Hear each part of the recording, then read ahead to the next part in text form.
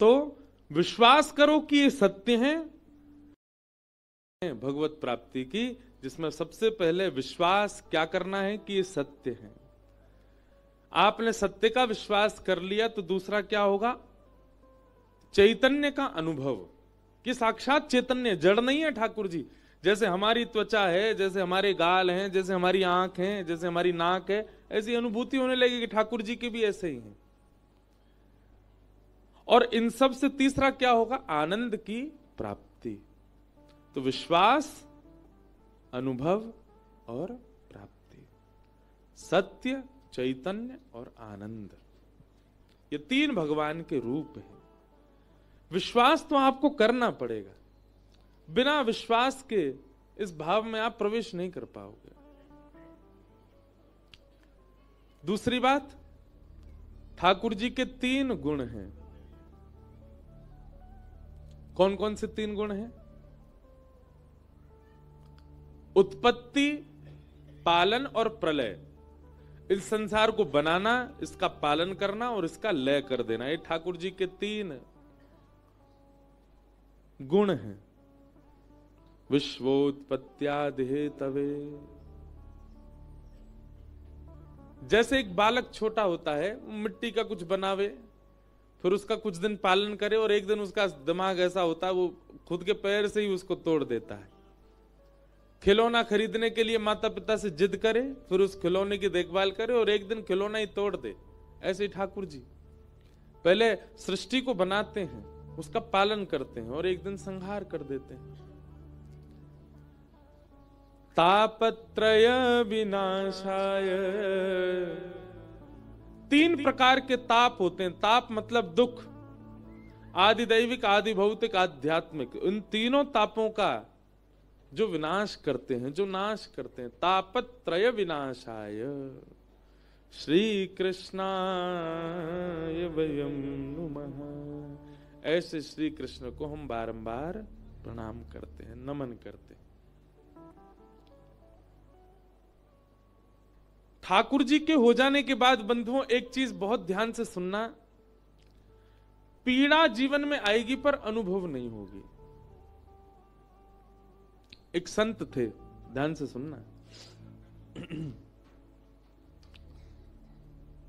एक संत थे, वो बेचारे इसी भाव में रहते थे। तो एक दिन बैठे थे, तो बैठे बैठे बस बैठे गंगा जी के किनारे बैठे बैठे उनको भगवत स्मरण होता रहता था। किसी कीड़े ने काट लिया उनको एक जगह, और कीड़े ने काटा तो वो छोटा सा घाव हो गया वहां पर, लेकिन उन्होंने चिकित्सा नहीं करवाई, बैठे रहे, कोई बात नहीं, बेचारा एक जीव था, उसका पेट भर गया। ऐसा भाव रखा। हम लोग ऐसे नहीं बन सकते। पर मैं एक बात बता रहा हूं, इसकी श्रेष्ठतम और उच्चतम स्थिति कैसी होती है, भगवत सन्निधि मिल जाने के बाद फिर पीड़ा का अनुभव नहीं होता। तो कोई कीड़ा काट गया तो बोले कोई नहीं, एक जीव का पेट भर गया। अब क्या हुआ कि उसकी चिकित्सा कराने का उनको मन में आया कि इसकी थोड़ी दवाई ववाई करा लें। तभी उन्होंने देखा 2-4 मक्खी आके उस पर बैठ गई। तो मन में सोचे अगर हमने इसकी चिकित्सा करा ली तो बेचारी मक्खी भूखी रह जाएंगी, बैठन दो। धीरे धीरे धीरे वो घाव फैलता चला गया, फैलता चला गया, फैलता चला गया। महाराज ऐसी स्थिति, सत्य घटना बता रहे हैं, सत्य संत की घटना है। उनके उस स्थान का खूब बड़ा वो हो गया घाव, कीड़े मकोड़े लग गए, गंदगी हो गई काफी। अब तो ऐसा हो गया कि उसमें कीड़े घूमने लगे ऊपर, लेकिन वो बैठ करके अपना भजन करते रहते। और कभी कभी देखते अगर कोई कीड़ा उसमें से गिर भी जाता ना तो उसको उठा लेते, अरे बेचारा क्या गिर गया, कहां जाओगे, क्या खाओगे पियोगे, तुम्हारा परिवार क्या है, यहीं बैठे रहो, खा जाओ इसको। ऐसा था। एक बार कुछ लोगों ने उनको देखा, बड़े भजनानंदी महात्मा, लेकिन उनके हाथ पे ऐसा घाव देख करके परिवार कुछ लोग गए, बोले महाराज जी आपकी चिकित्सा करवा दें हम। वो नहीं नहीं हम ठीक हैं, बढ़िया है, हम भजन कर रहे हैं, आप लोग हमको प्रसाद दे देते हैं। इन लोगों का कौन है और इस हाथ से हमको करना क्या है, इसमें से थोड़ा बहुत कुछ पा लेते हैं, इनका पेट ही तो भर रहा है, होने दो। मैं फिर कह दूं, हम इस स्थिति में पहुंच जाएं, इसके लिए नहीं कह रहा हूं मैं आपको, लेकिन भगवत भजन इस स्थिति तक पहुंचा देता है कि आपको फिर पीड़ा नहीं होती। लोगों को बहुत बुरा लगने लगा, उनके शिष्य परिकर सब इकट्ठे हो गए, बोले महाराज जी खुद नहीं जामे राजी राजी, तो इनको जबरदस्ती ले चलो वैद्य के पास।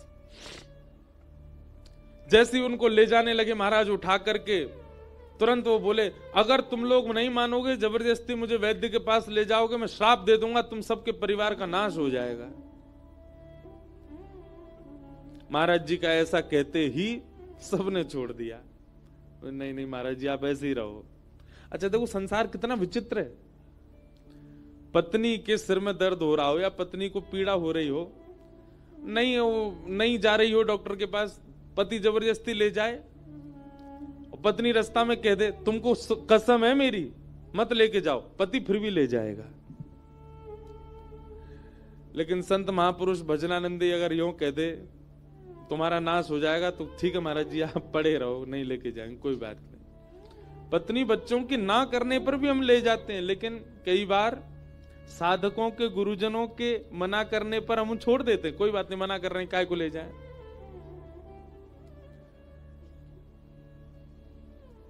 छोड़ दिया सबने उनको। अभी तो महाराज जी बड़े नाराज हो गए, बोले तुम लोग ले जा रहे हो वैद्य के पास और मुझे जाना नहीं है। तुरंत उन्होंने क्या किया, गंगा जी में प्रवेश कर गए और कंठ भर गंगा जी में बैठ गए। सब लोग बाहर से याचना करें, महाराज जी आप बाहर आ जाओ। महाराज जी बोले मैं क्रोध में हूं, मुझे छेड़ो नहीं, बैठे रहो। 1 दिन 2 दिन 3 दिन 4 दिन बीत गए, गंगा जी में बैठे रहे। किनारे पर लोगों की भीड़ लग गई, बोले महाराज जी को घाव हो गया, डॉक्टर के पास ले जा रहे थे तो गुस्सा में गंगा जी में चले गए। अब पानी से ना जाने उस घाव का क्या हुआ होगा।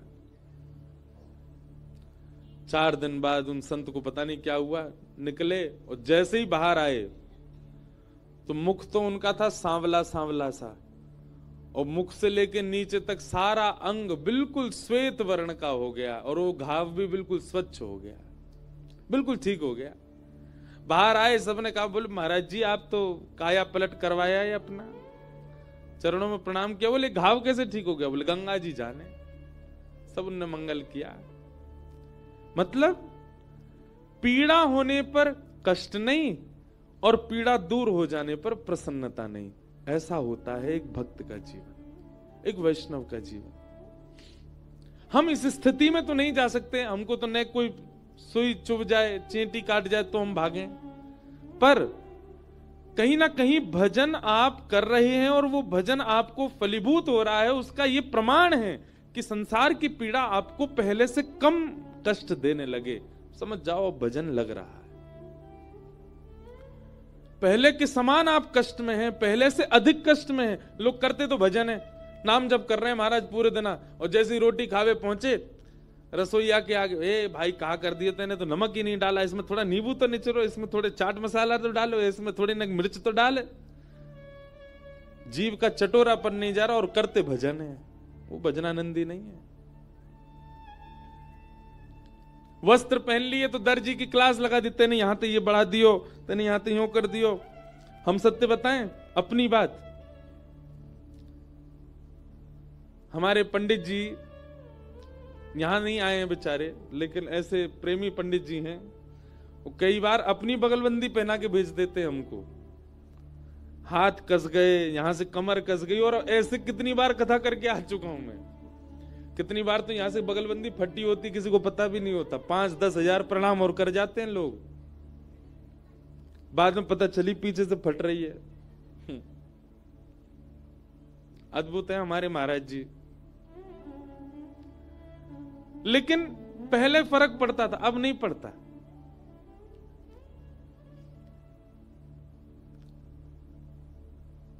हमारे पंडित जी जो जिनकी मैं बात कर रहा हूं, वो एक बार गए वृंदावन में, बोले महाराज जी के लिए हम बगलबंदी बनवाएंगे मेरे लिए।